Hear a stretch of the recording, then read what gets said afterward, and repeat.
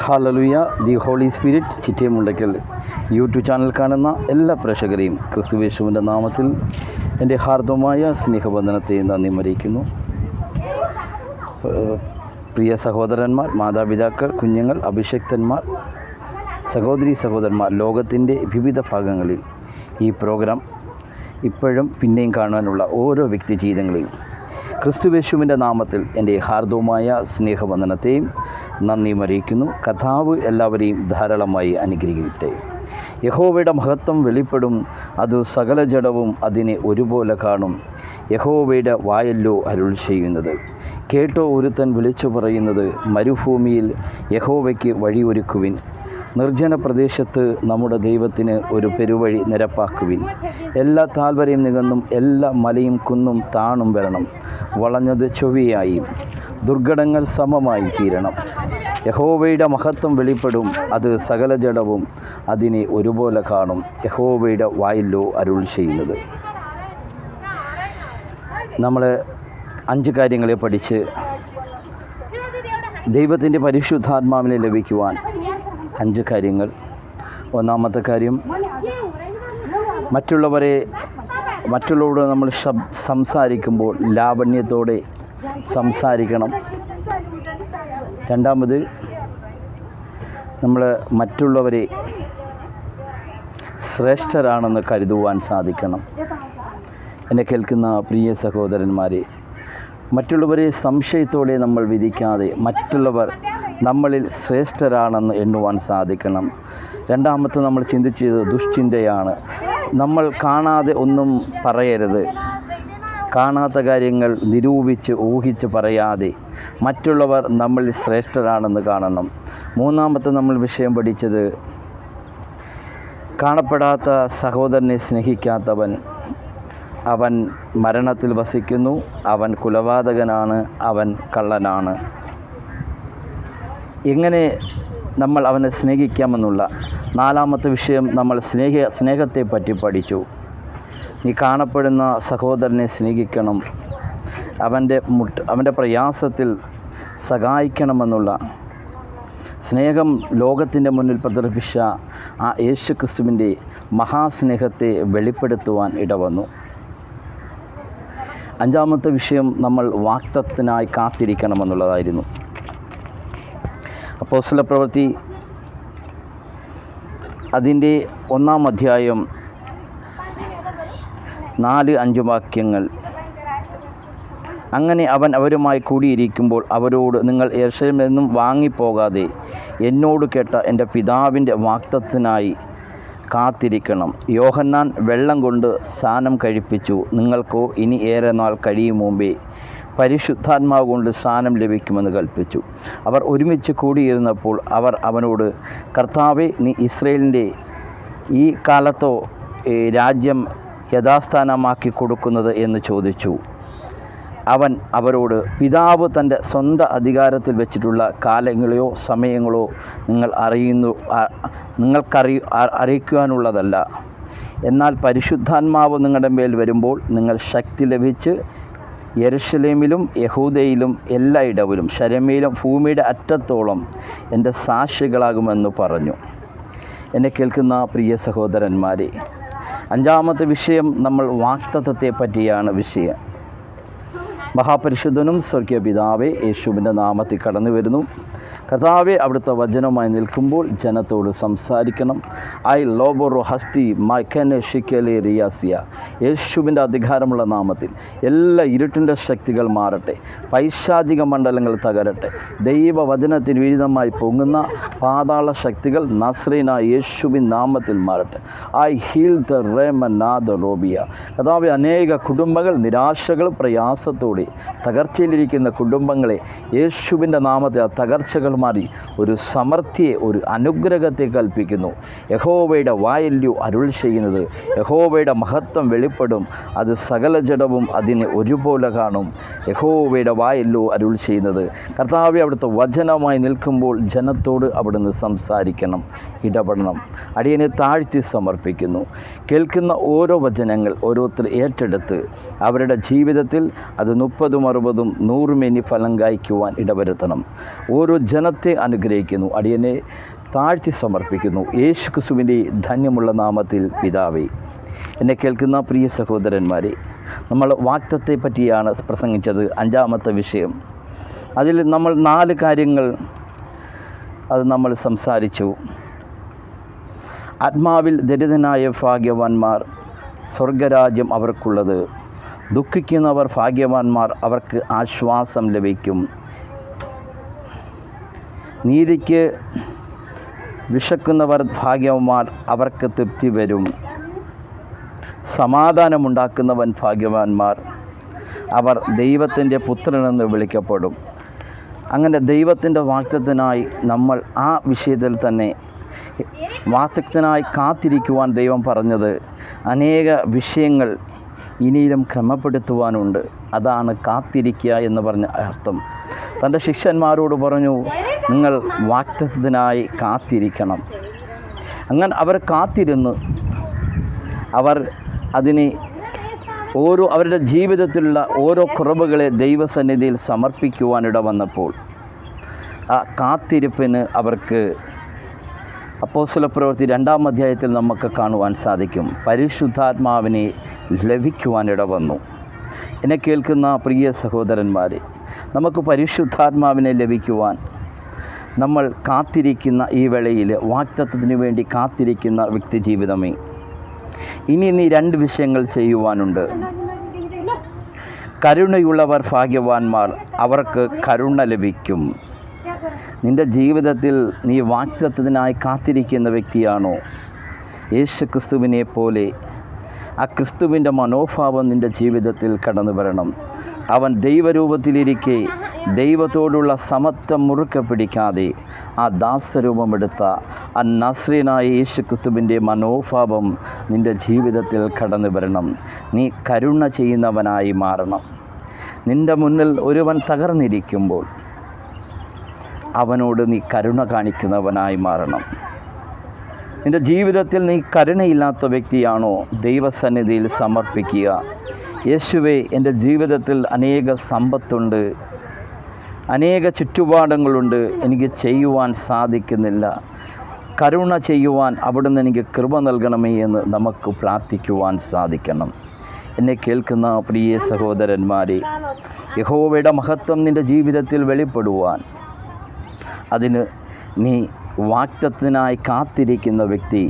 നമ്മൾ 4 വിഷയങ്ങളെ പഠിച്ചു. 5-ാമത്തെ വിഷയം, നീ കരുണയ്ക്കായി, അതെ, കരുണയുള്ളവൻ ഭാഗ്യവാന്മാർ, അവർക്ക് കരുണ ലഭിക്കും. നീ കരുണയുള്ളവനായി മാറണം. മറ്റൊരു വ്യക്തിയുടെ പ്രയാസങ്ങൾ, ഞെരുക്കങ്ങൾ കാണുമ്പോൾ അവനെ സമാധാനം കൊടുക്കുവാൻ, അവരെ ആശ്വസിപ്പിക്കുവാൻ, അവൻ്റെ കഷ്ടതയിൽ സഹായിക്കുവാൻ സാധിക്കണം. നീ കരുണ കാണിക്കുമ്പോൾ സ്വർഗസ്ഥനായ എൻ്റെ പിതാവും നിന്നോട് കരുണ കാണിക്കും. എന്നെ കേൾക്കുന്ന പ്രിയ സഹോദരന്മാരെ, ഞാൻ ബഹറിലായിരിക്കുന്ന സമയത്ത് ദേശത്തൊരു സംഭവം നടക്കുവാനിട വന്നു. ദേശത്തുനിന്നൊരു ഫോൺ വന്നു.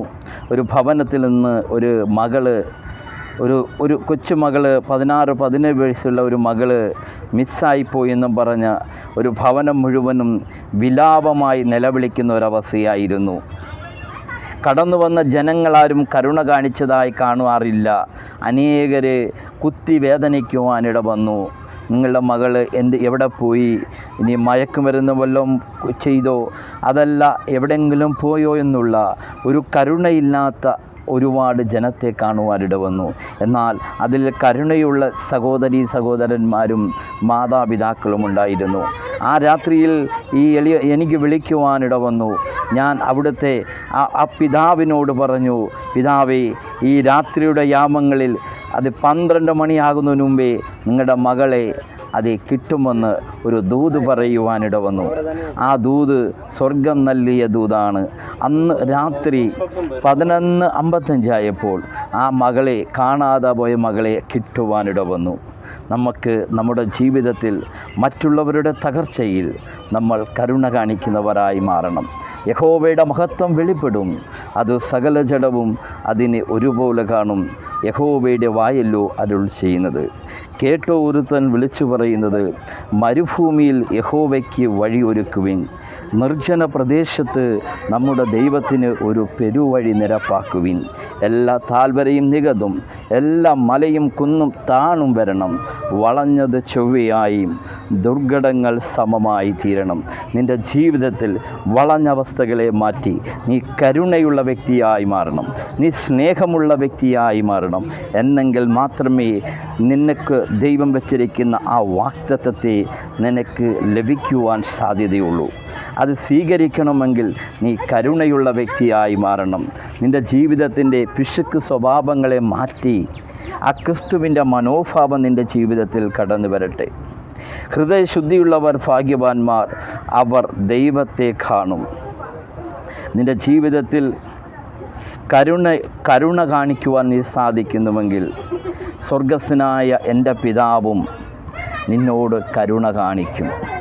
എന്നെ കേൾക്കുന്ന പ്രിയ സഹോദരന്മാരെ, കരുണയുടെ വാക്ക് ഒരുപാട് വിവരിക്കുവാനുള്ള വാക്കാണ്. ഒരു കഷ്ടതയിലിരിക്കുന്ന മനുഷ്യനെ നീ അവനെ സഹായിക്കുക, അവനെ കൈതാങ്ങുക. നിൻ്റെ സാമ്പത്തികമനുസരിച്ച് നീ അവനെ സഹായിക്കുമ്പോൾ അത് കരുണ കാണിക്കുകയാണ്. മറിച്ച് നിൻ്റെ ജീവിതത്തിൽ ഒരു കഷ്ടത വരുമ്പോൾ നിനക്കും മറ്റൊരുവൻ കരുണ കാണിക്കുവാൻ അത് മുഖാന്തരമായി ദൈവം മാറ്റും. നമ്മൾ ഒരുവനോട് കരുണ കാണിക്കുമ്പോൾ നമ്മൾക്കും മറ്റൊരുവൻ കരുണ കാണിക്കും. യഹോവയുടെ മഹത്വം വെളിപ്പെടും, അത് സകല ജഡവും അതിനെ ഒരുപോലെ കാണും. യഹോവയുടെ വായല്ലോ അരുൾ ചെയ്യുന്നത്. എന്നെ കേൾക്കുന്ന പ്രിയ സഹോദരന്മാരെ, നമ്മുടെ ജീവിതത്തിൽ യഹോവയുടെ മഹത്വം ലഭിക്കുവാൻ നമ്മൾ പിശുക്ക് സ്വഭാവങ്ങളെ മാറ്റി ആ ക്രിസ്തുയേശുവിൻ്റെ മനോഭാവത്തെ സ്വീകരിക്കുവാൻ സാധിക്കണം. നമ്മൾ 5 വിഷയങ്ങളാണ് പഠിച്ചത്. യഹോവയുടെ മഹത്വം വെളിപ്പെടും, അത് സകല ജഡവും അതിനെ ഒരുപോലെ കാണും. യഹോവയുടെ വായല്ലോ അരുൾ ചെയ്യുന്നത്. റോഷെ ഖാന ഹസ്തിയ. എന്നെ കേൾക്കുന്ന പ്രിയ സഹോദരന്മാരെ, ദൈവത്തിൻ്റെ പരിശുദ്ധാത്മാവിനെ ലഭിക്കുവാൻ നമ്മൾ 5 കാര്യങ്ങളെ പഠിച്ചു. 1, നമ്മൾ മറ്റുള്ളവരോട് സംസാരിക്കുമ്പോൾ നമ്മൾ ലാവണ്യവാക്കുകൾ, അവർക്ക് സമാധാനമുണ്ടാകുന്ന വാക്കുകൾ, അവർക്ക് സന്തോഷമുണ്ടാക്കുന്ന വാക്കുകൾ നമ്മുടെ വായിൽ നിന്ന് പുറപ്പെടണം. 2, നമ്മുടെ ഹൃദയത്തിലുള്ള മറ്റുള്ള മനുഷ്യനോടുള്ള വീക്ഷണങ്ങൾ, കാഴ്ചപ്പാടുകൾ, ചിന്തകൾ, ദുശ്ചിന്ത അത് മാറ്റി അവർ എന്നിൽ ശ്രേഷ്ഠരാണെന്ന് എണ്ണുവാൻ സാധിക്കണം.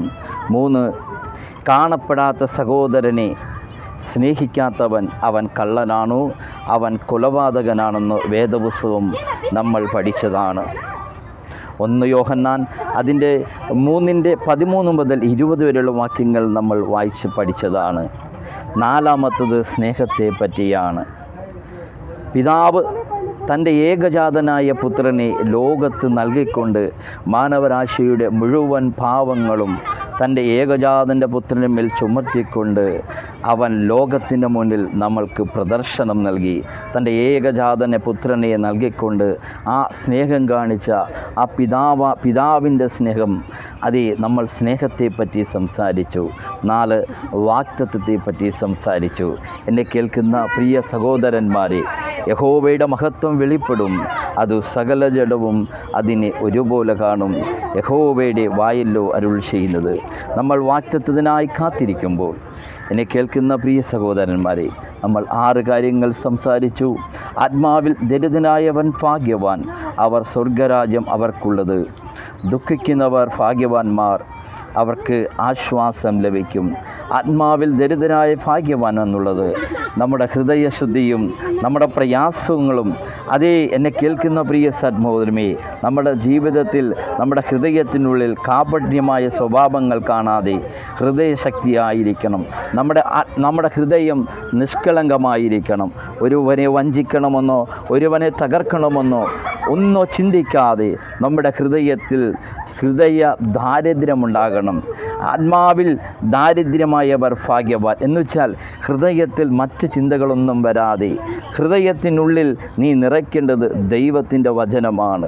ആകാശവും ഭൂമിയും മാറിയാലും അവിടുത്തെ വചനം മാറുകയില്ല. ആ മാറാത്ത വചനം നിൻ്റെ ഹൃദയത്തിനുള്ളിൽ നിറയ്ക്കുവാൻ സാധിക്കുന്നുവെങ്കിൽ നീ ഭാഗ്യവനായ മനുഷ്യനാണ്. ആത്മാവിൽ ദരിദ്രനായവൻ ഭാഗ്യവാൻ, സ്വർഗരാജ്യം അവർക്കുള്ളത്. ദുഃഖിക്കുന്നവർ ഭാഗ്യവാൻ, അവർക്ക് ആശ്വാസം ലഭിക്കും. എന്നെ കേൾക്കുന്ന പ്രിയ സഹോദരന്മാരെ, നമ്മൾ ദുഃഖിക്കേണ്ടത് നമ്മുടെ ദേശങ്ങളിൽ നശിച്ചു പോകുന്ന ജനത്തിനു വേണ്ടി, നിത്യത നഷ്ടപ്പെടാതെ നശിക്കുന്ന ജനത്തിനു വേണ്ടി ഒന്ന് കരയുവാൻ, ഒന്ന് കരഞ്ഞ് ദൈവസന്നിധിയിൽ പ്രാർത്ഥിക്കുവാൻ, അവർക്ക് വേണ്ടി ഒന്ന് മധ്യസ്ഥ പ്രാർത്ഥിക്കുവാൻ സാധിക്കുന്നുവെങ്കിൽ ദൈവവചനം പറയുന്നത് നീ ഭാഗ്യവാനാണ്. സൗമ്യതയുള്ളവൻ ഭാഗ്യവാന്മാർ, അവർ ഭൂമിയെ അവകാശമാക്കും. നീ വാഗ്ദത്തത്തിനായി കാത്തിരിക്കുമ്പോൾ നീ സൗമ്യതയുള്ളവനായി മാറണം. 4 നീ നീതിക്ക് വിശന്നു ദാഹിക്കുന്നവൻ ഭാഗ്യവാന്മാർ, അവർക്ക് തൃപ്തി വരും. ദൈവവചനത്തിനു വേണ്ടി നീ എന്ത് പ്രശ്നങ്ങൾ വന്നാലും അങ്ങോട്ടോ ഇങ്ങോട്ടോ മാറാതെ ദൈവവചനത്തിന് വേണ്ടി നിലനിൽക്കുന്ന വ്യക്തിയായി മാറണം. 5 ഹൃദയശുദ്ധിയുള്ളവൻ ഭാഗ്യവാൻ, അവർ ദൈവത്തെ കാണും.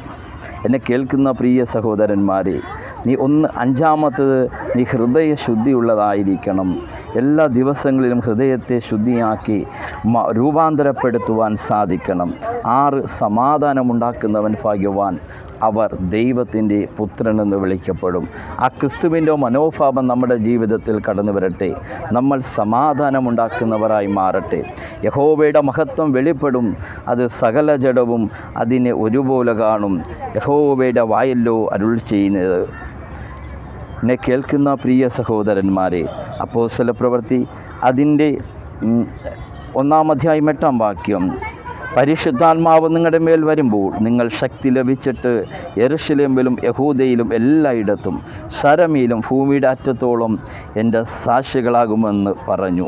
ഇത് പറഞ്ഞ ശേഷം അവർ കാണുകെ അവൻ ആരോഹണം ചെയ്ത് ഒരു മേഘം അവനെ മൂടിയിട്ട് അവൻ അവരുടെ കാഴ്ചയ്ക്ക് മറഞ്ഞുപോയി. അവൻ പോകുന്ന നേരം ആകാശത്തിലേക്ക് ഉറ്റുനോക്കുമ്പോൾ വെള്ളവസ്ത്രം ധരിച്ച 2 പുരുഷാരം അവൻ്റെ അടുക്കൽ നിന്നും, ഗലീല പുരുഷന്മാരെ, നിങ്ങൾ ആകാശത്തിലേക്ക് നോക്കി നിൽക്കുന്നത് എന്ത്? നിങ്ങളെ വിട്ട് സ്വർഗാരോപണം ചെയ്ത ഈ യേശു സ്വർഗത്തിലേക്ക് പോകുന്നവനായി നിങ്ങൾ കണ്ടതുപോലെ തന്നെ അവൻ വീണ്ടും വരുമെന്ന് പറഞ്ഞു. എന്നെ കേൾക്കുന്ന പ്രിയ സഹോദരന്മാരെ, വാഗ്ദത്തത്തിനായി കാത്തിരിക്കുന്നവർ, ഈ പറഞ്ഞ 5 വിഷയങ്ങളും അതിൽ കൂടാതുള്ള നമ്മൾ 7 വിഷയങ്ങൾ അല്ലാതെ പറഞ്ഞു. ഈ വിഷയങ്ങളെ ജീവിതത്തിൽ ക്രമപ്പെടുത്തട്ടെ. യഹോവയുടെ മഹത്വം വെളിപ്പെടും, അത് സകല ജഡവും അതിനെ ഒരുപോലെ കാണും. യഹോവയുടെ വായല്ലോ അരുൾ ചെയ്യുന്നത്. നമ്മുടെ ജീവിതത്തിൽ വാഗ്ദത്തത്തിനായി കാത്തിരിക്കുന്ന വ്യക്തി ജീവിതമേ, നീ മനുഷ്യനോട് പിണക്കങ്ങളുണ്ടെങ്കിൽ ആ പിണക്കങ്ങളെ മാറ്റി അതേ ദൈവസന്നിധിയിൽ മാനസാന്തരപ്പെടുവാനിരിക്കട്ടെ. ഈ വചന മുഖാന്തരം ദൈവം ധാരാളമായി അനുഗ്രഹിക്കട്ടെ. God bless you.